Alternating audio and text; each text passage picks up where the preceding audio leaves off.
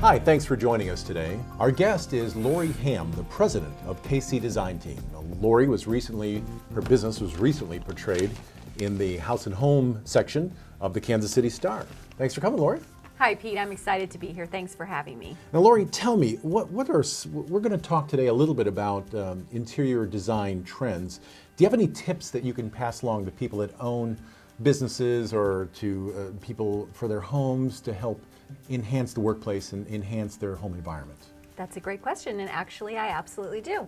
Some of the tips that I wanted to talk about today are the use of color.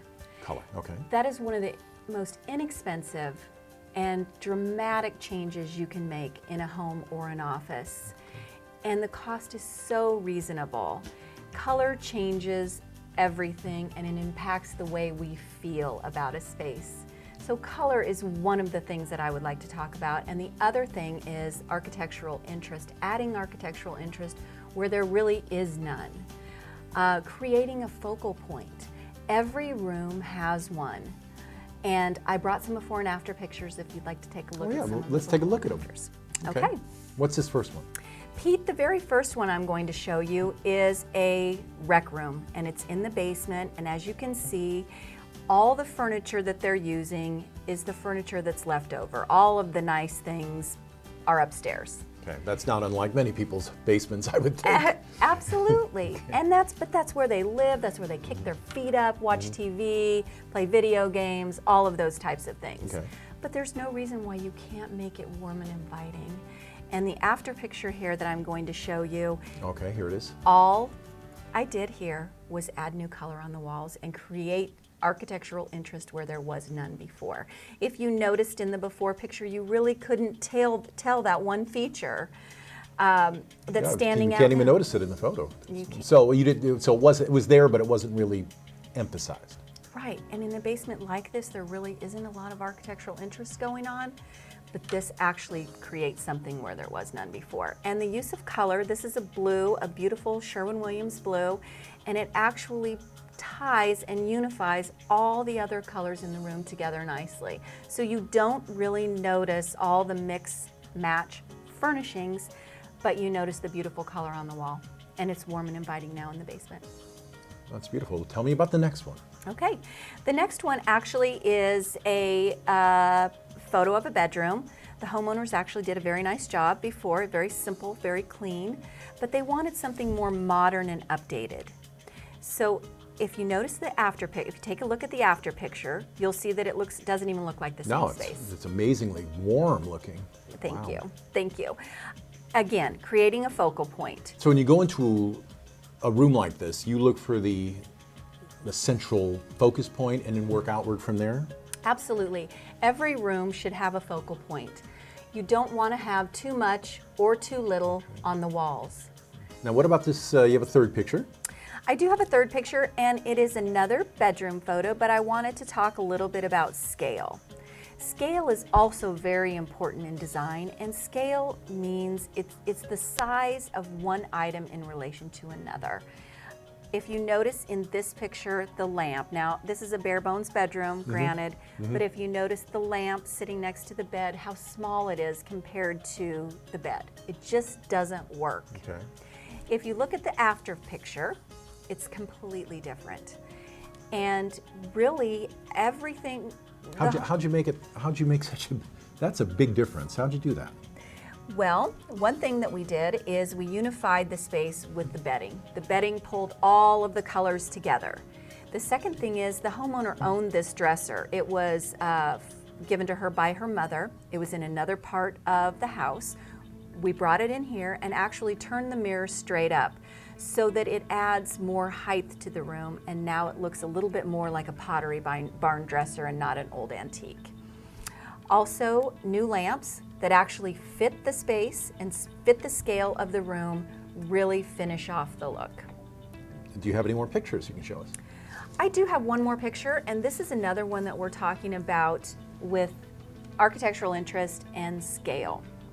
The first picture here is the before picture of a living room. This is a 2-story living room. It's not a big living room, but it actually is 2 stories. It's very high. If you notice, the fireplace looks very stunted in this picture and doesn't really do anything. It's not interesting. So if you'll notice, this is a work in progress, the after picture, but I just wanted to show it because it really shows how scale really improves the look of everything. And the after picture is a faux fireplace, and it's a 2-story fireplace. We brought the stone all the way up to the 2nd floor, and obviously the stone on the 2nd floor doesn't function other than it's just for the look.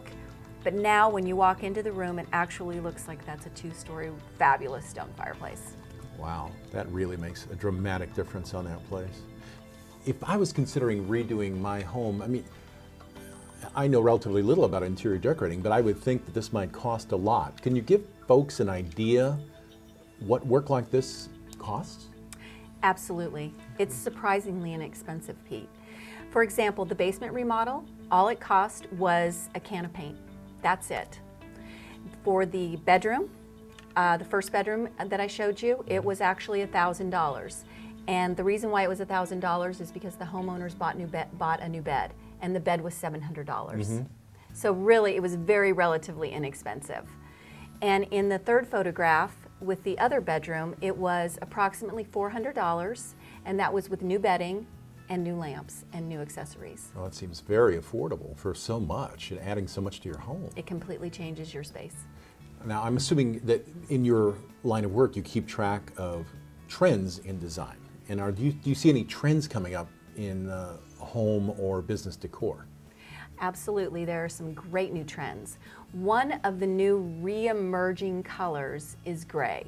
Gray is becoming the new neutral. And it's not the old concrete looking gray that we think of in the past. It's new, vibrant, bright, rich. There's blue grays, green grays. They make the space absolutely beautiful.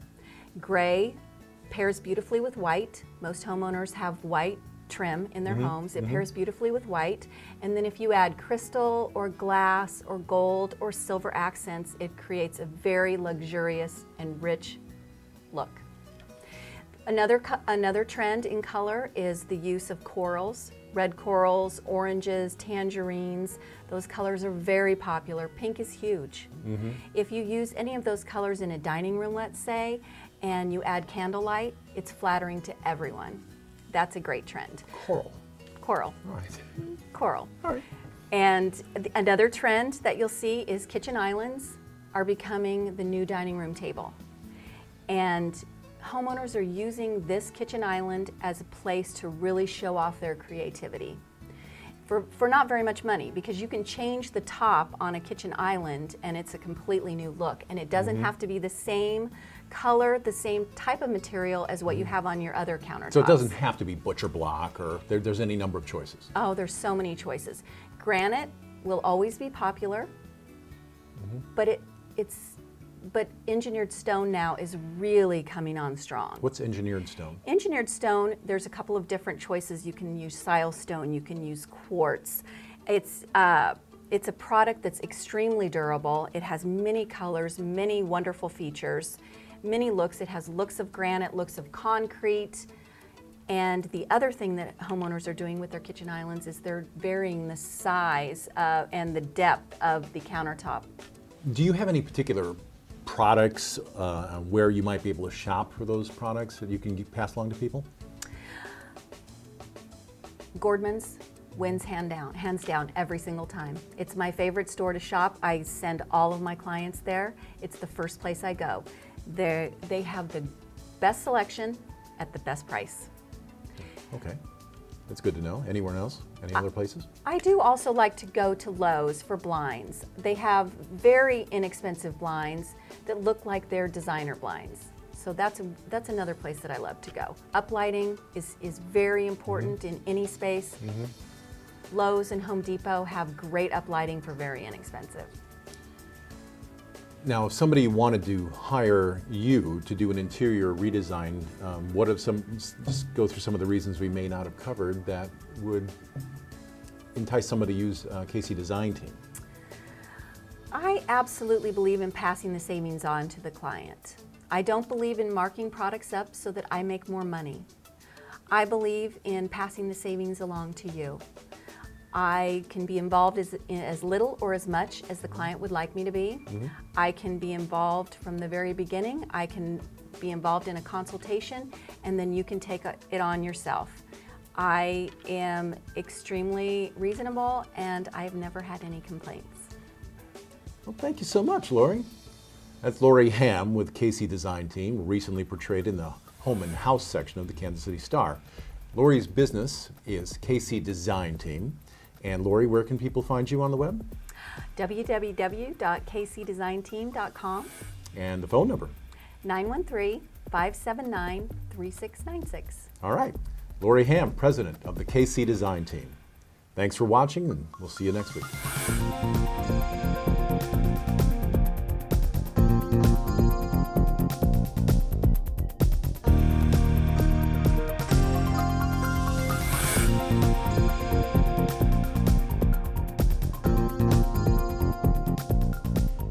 If you'd like to unlock the power of video over the web by having your business profiled on the KC Business Show, please call Peter Barrett Communications at 913-599-0312 or look us up on the web at www.peterbarrettcommunications.com.